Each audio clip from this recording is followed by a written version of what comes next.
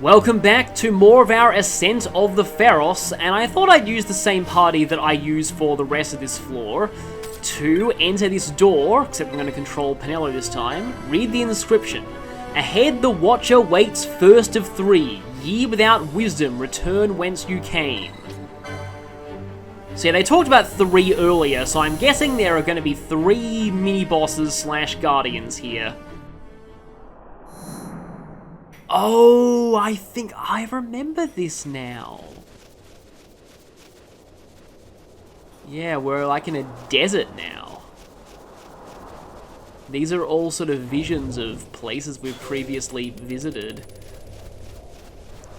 Or maybe places that the Curia have previously visited. Yeah, that looks like some kind of big tortoise thing. Or a really big pine cone.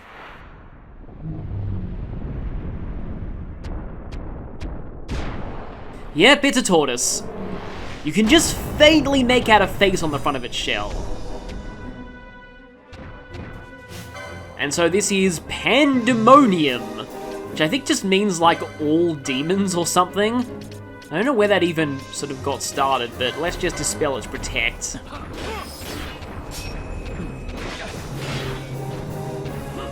Okay, it's immune to something I'm using.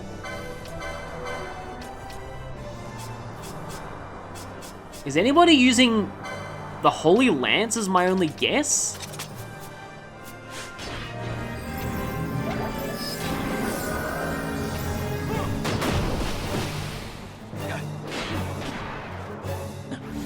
I'm not seeing any more immune, so maybe that is the case. Okay, so who here has... Oh, actually, no, Penelo would be... I was thinking of, like, doing, like, an infuse, strat with, do we have, like, is there, like, there's not, like, an Esunaga or anything like that.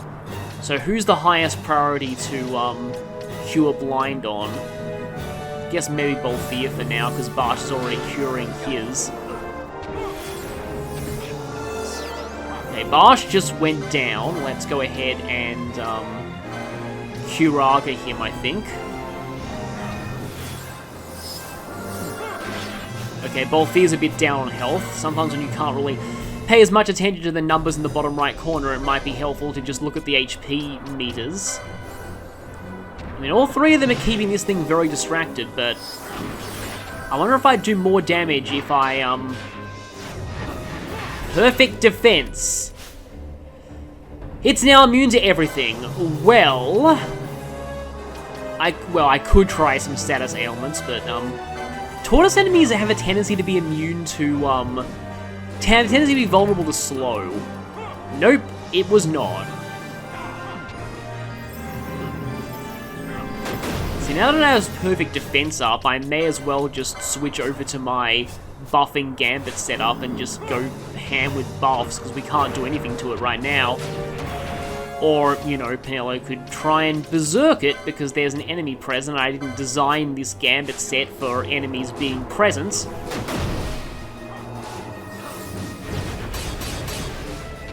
Okay, thankfully Power Spin didn't hit Penelo there. I was worried that it would.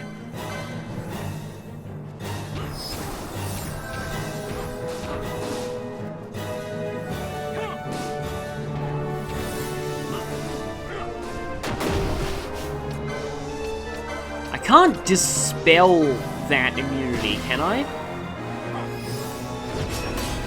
Nope, it's immune to dispel as well. Do I just have to wait this out? There has to be some way that you can get around this. Oh, okay, well, we can wait it out, I guess. I can't help but feeling like there's something that you have to do there to stop that. Like, we can't exit the battlefield or anything. Because some enemies, when you exit the battlefield, they lose their perfect defense. Okay. We are going through a lot of healing. Oh, and Bolthea should probably turn this off at the moment. HP critical X potion. I don't think I need that, actually. I may need that, though, and I have 60 remedies. I'd rather save X potions for undead.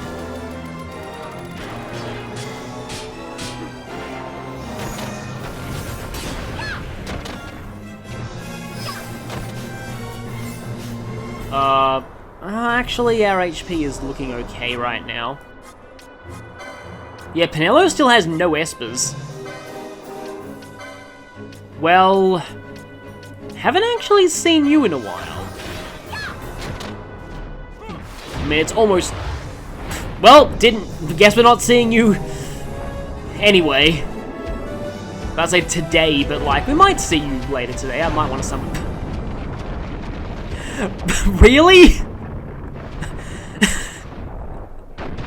Is that supposed to be a demonstration of lacking wisdom? You're like, oh no, run away! Oh, there's a wall there, I didn't see that! Okay, that is a weird way for a boss to die. Just keeps running to that wall until it's like some kind of like fail-safe programming to prevent enemies from getting stuck in walls. It's just like, if you're stuck on a wall for a certain amount of time, it will just make the enemy kill itself. And now we can use the Waystone. And now we need healing. We are rapidly running out of save slots. The question is, can we reach the end of the game, the main story at least, without running out of those? Penelo was behind in level, so I'll keep her in the party, but I'll use some other people for now. Now, I wonder if Ash... Why did I call Fran Ash? I did that before as well. I wonder if she has enough LP to maybe use the Yoichi bow. So we continue up the first ascent. Now we have a green barrier. And now we have Penelo casting haste on people. No, we can just straight up open that. So in these areas, there are still some fixed chests that contain some very good equipment in Zodiac Age, and in particular, I want to pay close attention to not the first flight, but the third flight, because on the third flight, there's Holy.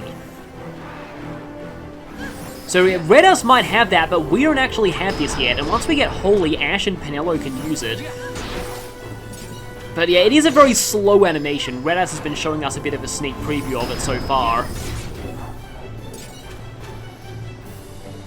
Yeah, before I was saying that I might have been able to use the, like, the double infuse and then infuse Penelo, and then use balance. The problem with that is that... Well, Penelo's HP sucks, so she's not going to be doing a lot of damage with balance. Yeah, I kind of remember this. So these enemies here, Brain Pan, which are also weak to Holy, like nearly everything in this place, they activate these walkways.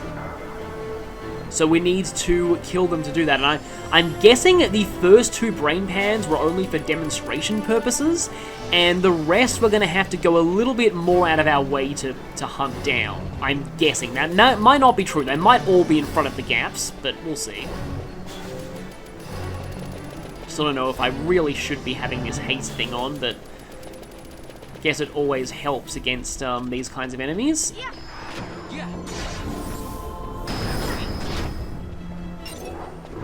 Okay, that thing just barely didn't die, but we finished it off afterwards.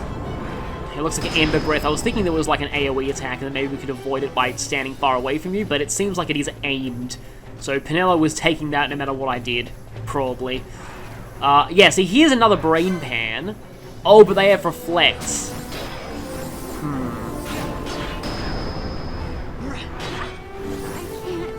I mean, I guess it wouldn't be that bad of an idea to use my Dispel Motes right now. Fran, I actually think, has... Yeah, she has, like, a full set of Gambits, so I could set her to Dispel Reflects. Because at this point, I'd rather do that than use Drain, because I think Dispel plus other magics will be doing way more damage. I suppose I can control Fran for a little bit.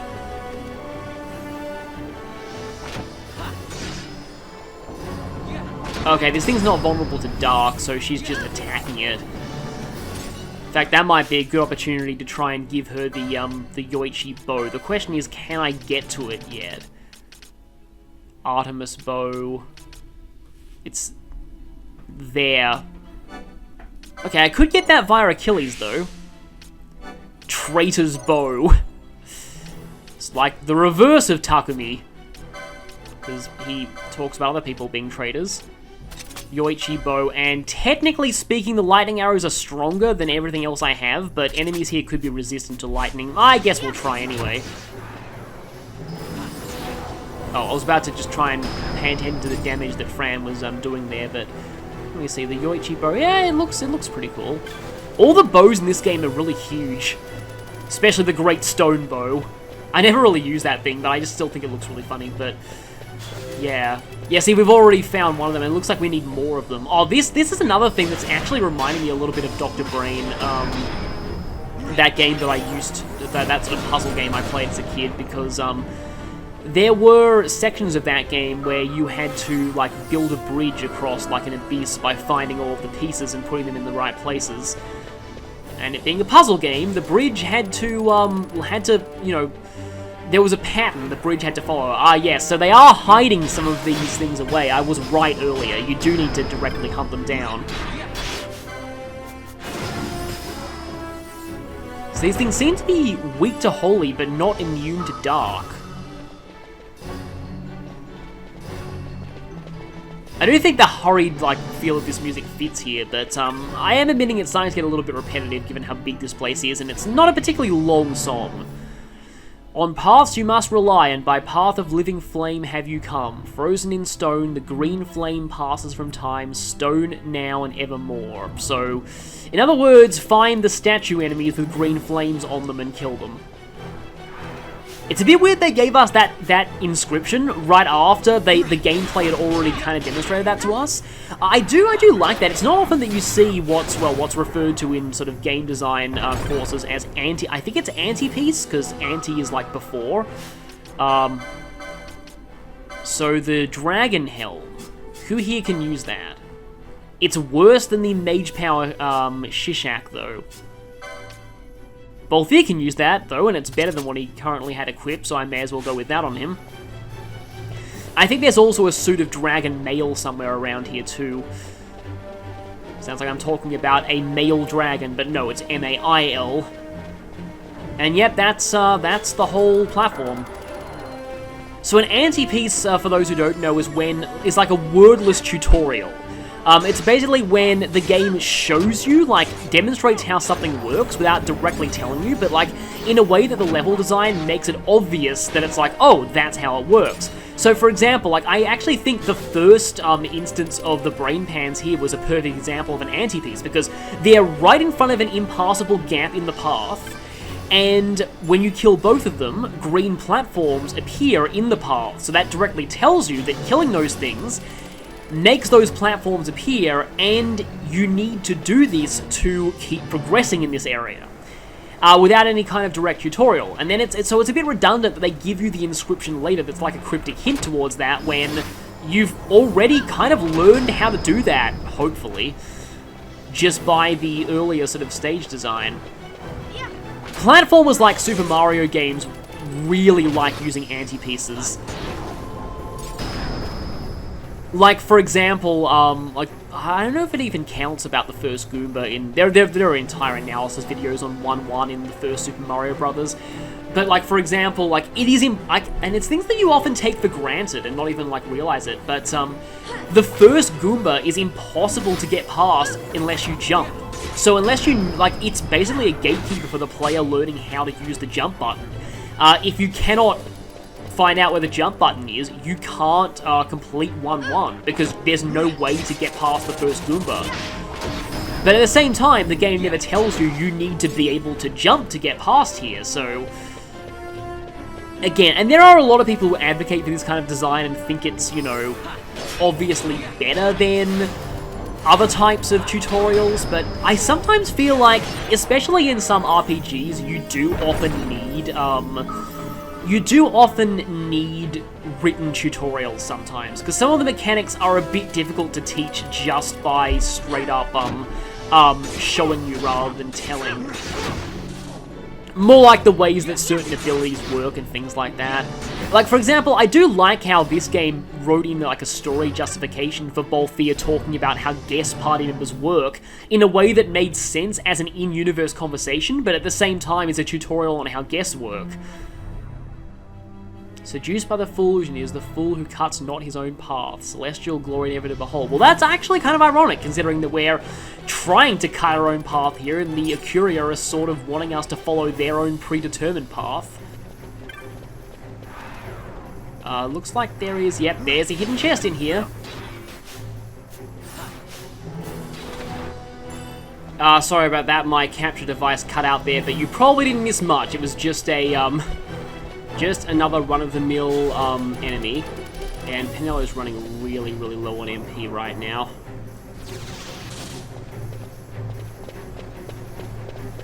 So where are we? Okay, we're in the second flight. So there should be something else in here.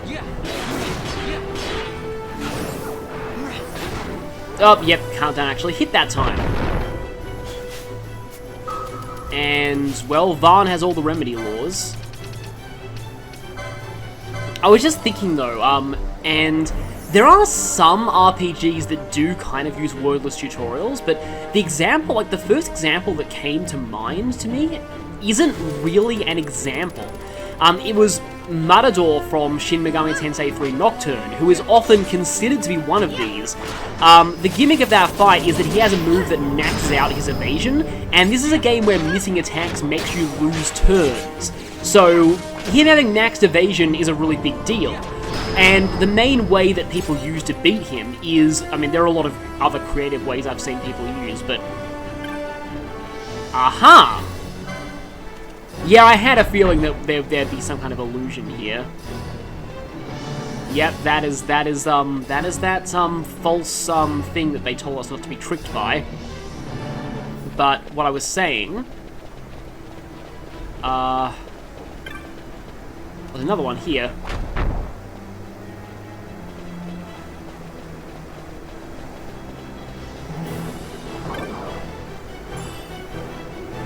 Or, you know, this is actually not the required path.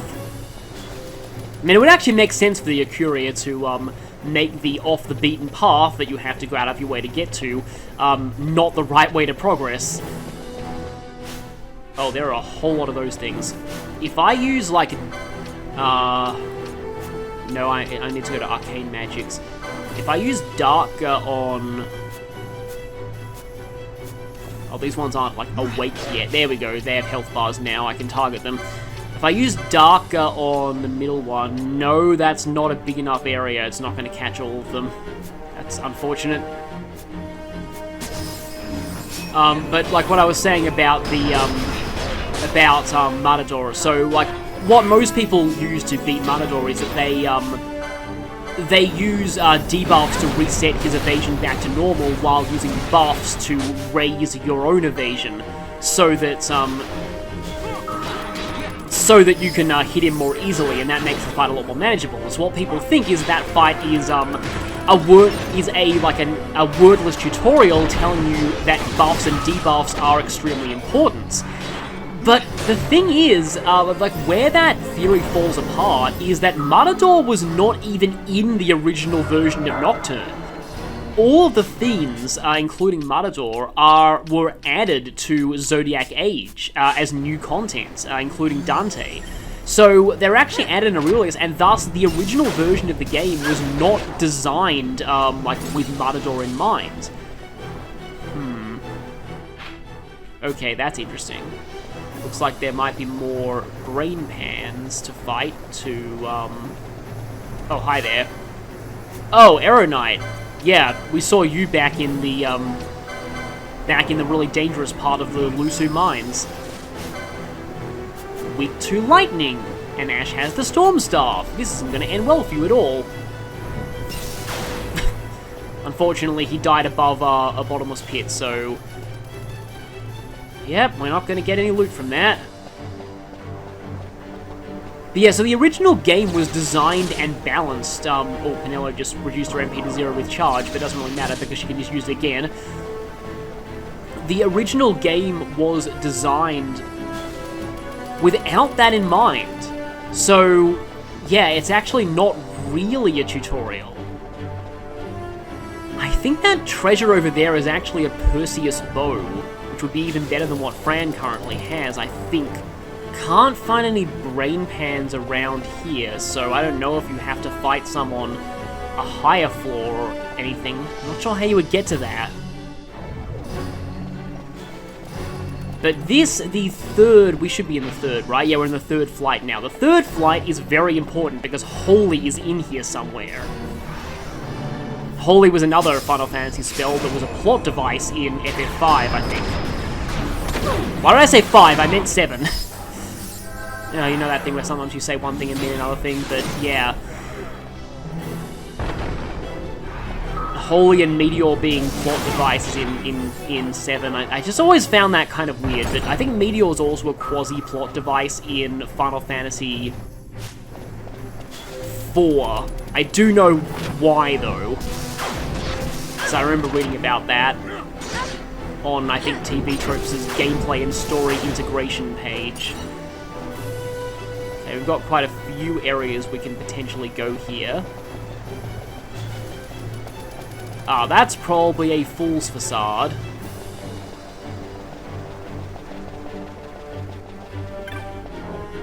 Ancient door. Well, we can get through that just fine. And there is a thing in here.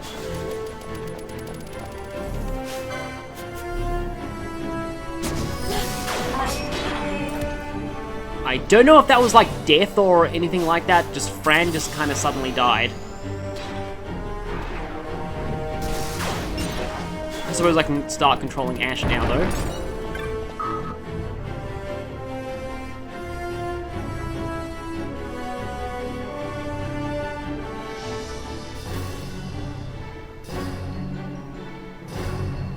Okay. So we're looking for Red Flame now.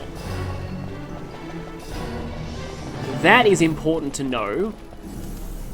Because these ones, it says darkness, so...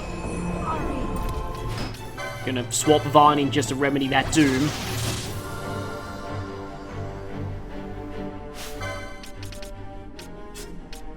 Maybe I should leave out Penelo for a little bit. We're still fighting a lot of things that are weak to Holy, so Barsh with that Holy Lance is going to be pretty good here. Yeah, fights go a lot less smoothly when there's only one person near the enemy. Maybe that first set of Fool's Facades was also like a wordless tutorial. Level 3 disable. Is anybody here divisible by that? It doesn't look like it. These things are still making pathways, though. They have quite a few dangerous moves. And is that... that would be... yeah, that's all of those. There was another way that we could go, though. Oh, actually, wait. Barsha's using the Deathbringer right now. Oh, yeah, that's because he, forgot to even equip a shield on him. That was dumb, but that was because of that thing which appeared to be immune to Holy. Okay, that's a Red Flame.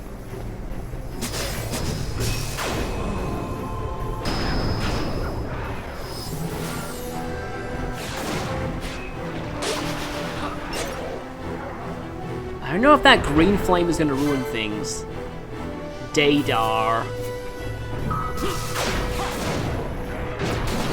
Oh, the self-destruct still went off. Yeah, the menu says it. The only way to remove Doom is Remedy with the right Remedy laws.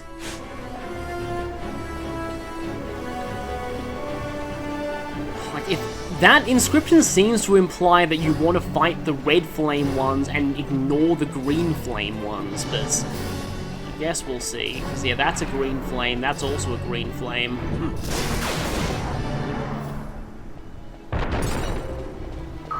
I mean, nothing bad seems to be happening yet.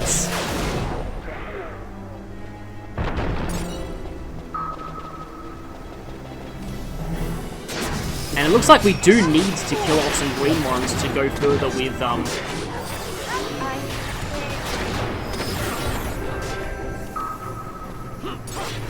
here.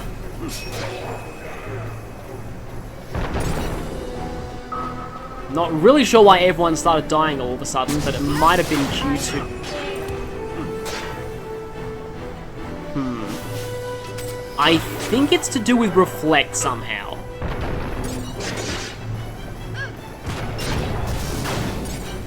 I just saw something red appear on that bridge.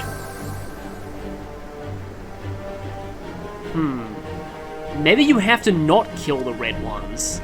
Maybe the red ones take away part of the bridge.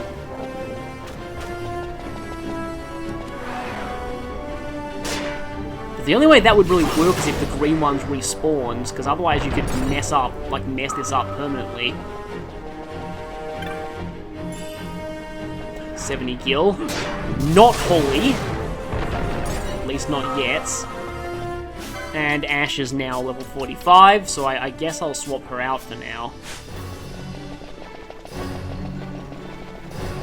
Yeah, so the dark ammunition would not be useful here because well, pretty much everything here is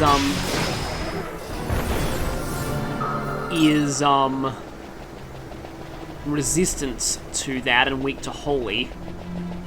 Okay, it looks like they do respawn. So maybe you are supposed to not kill the red ones. Which is going to require some interesting gambit applications. Oh yeah, because a red one just respawned. And is that the whole bridge?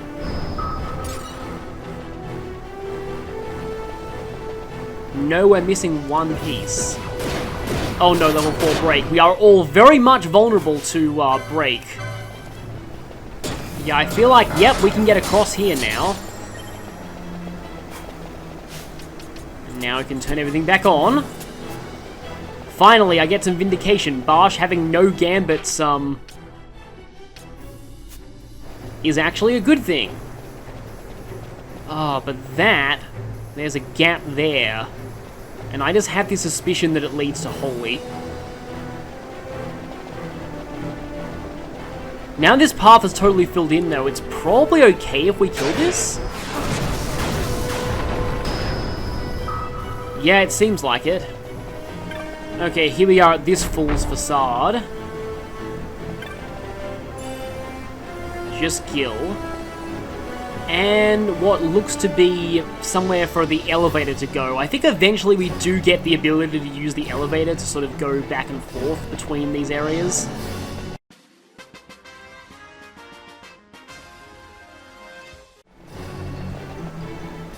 Oh yeah, okay, so this is how it works. So after you fill out the green paths, you can then kill the red ones to make a red path that leads to treasure. And that is Gungnir. Okay, not holy like I was expecting. I think that's... oh, it's fire element though, and it does do disable, but that's the same effect as, Dragon Whisker's also disable, and it doesn't have an element. So Dragon Whisker is usually better, but the fire element, I mean, the Odin Association, you'd expect Gungnir to be... I mean, in SMT and Persona, Odin is usually either wind or lightning based. But how do I activate this one?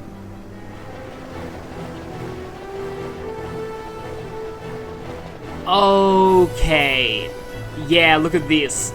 That's where holy is, but as you can see by this, we actually need to defeat more brain pans to go, not brain pans, the other one, Daedar, to go any further there. And that's also how you activate the one on the second ascent.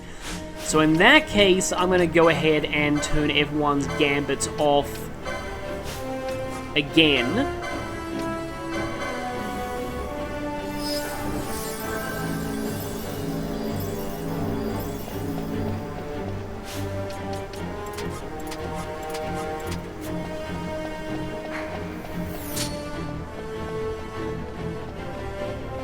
Because there's one here.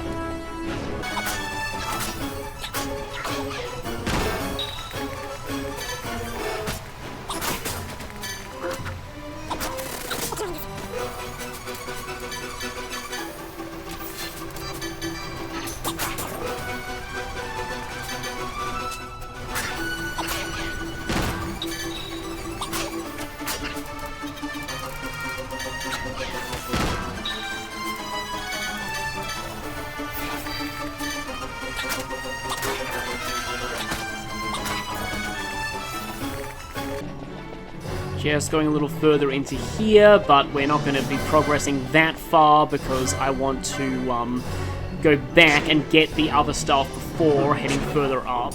And I think if you kill any of the green ones, it erases the effects of red ones and vice versa, so I'm going to try and avoid killing the green ones here. And they usually don't become aggressive until you actually get close to them, which definitely helps. No, that's not a fool's facade. Aha, there is a red one here. Oh no, yeah, Brain Pan just activated. Let's not, kill that. It helps that these are weak to Holy, though. But yeah, there's 2 Brain Pans in here that we do not want to touch.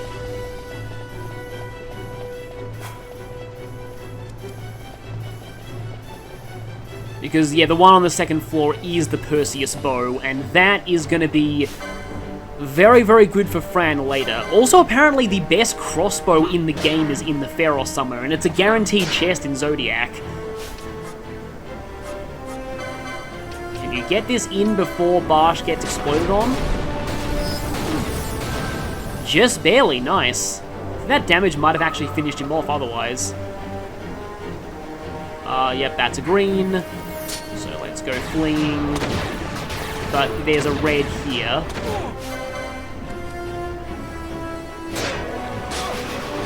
You get healing later. It is a little annoying that we have to do this, but it's kind of the only way I really know of to make sure that we only kill these things, because I don't think they really have any different elemental properties from the others. That's green. And I would imagine that through here is a Brain Pan only bridge. And yep, there's a green one. Okay, so I'm going to try backtracking here to see if that opens up all of the earlier chests. Okay, yeah, that first bridge here is definitely built. And we have Holy. Very, very, very important if you have any white mages. And I think Monk gets Holy as well. Now, please tell me that this bridge is built... Oh my god, really? Really? Oh, one more.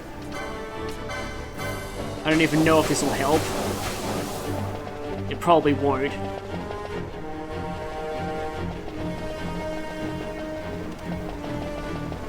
Well, it seems to fool the face chickens, at least.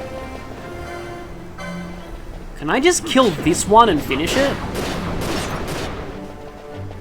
Yes, that counts, apparently. And that's the Perseus bow. Which is only a tiny bit stronger than the bow that she currently has.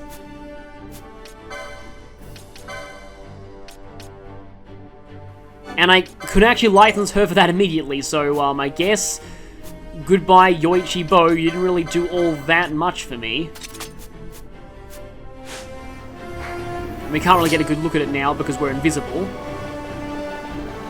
But I will admit, it's not very intuitive that you have to backtrack to get that, yeah, to get that Perseus bow, because it's not, like, extremely obvious that the Daedars affects areas on previous floors. Okay, these ones are both green, they're safe. So we can at least flee past the red ones now. Almost there. Wait, are we attacking a... Okay, good, it's a green. And there's a second green over there, but there's also a red pretty close by. We somehow only get this green. Okay, good, we got the green. Let's run. The flee button is actually pretty useful in this area, because it saves having to just turn off gambits every time you pass a red one. Yeah, that's a green. We have the red and blue doors in Dracula Laboratory, and now we have the green and red. Oh, there's a... yeah, that red one is way too close to a green. Oh, and now, like, everyone is disabled except for the ones who are not.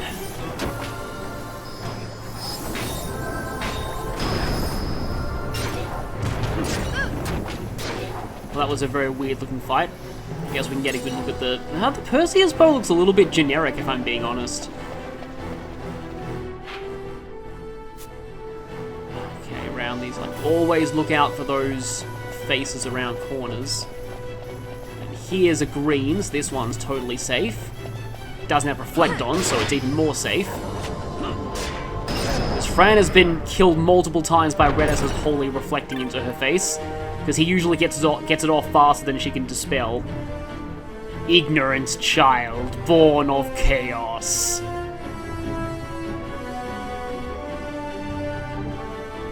Okay, so yeah, now they're starting to get a little bit more, I was about to say adversarial, but yeah, you get the idea, accusatory, and a bit more, I was gonna say describe it in a certain manner, but that would be a Persona 5 spoiler. Yep, that guy was about to get extremely overkilled. And Fran is actually running very low on MP. I'm really hoping that there's a save crystal after this. There probably is. I mean, there'd better be. But yeah, we're almost to the 50th floor. Yeah, there's a green one here, but you don't even need, like, to kill that many green ones to get here. I guess that's, like, a precaution in case you end up getting a few reds. You only need 3 greens, because, yeah, 1 red erases 1 green. These guys parry quite a bit, but that thing is down now. And I don't think there's anything, like, particularly significant treasure-wise in this area. Surprise, Fran still has the MP for Thunder. Somebody finish it, please.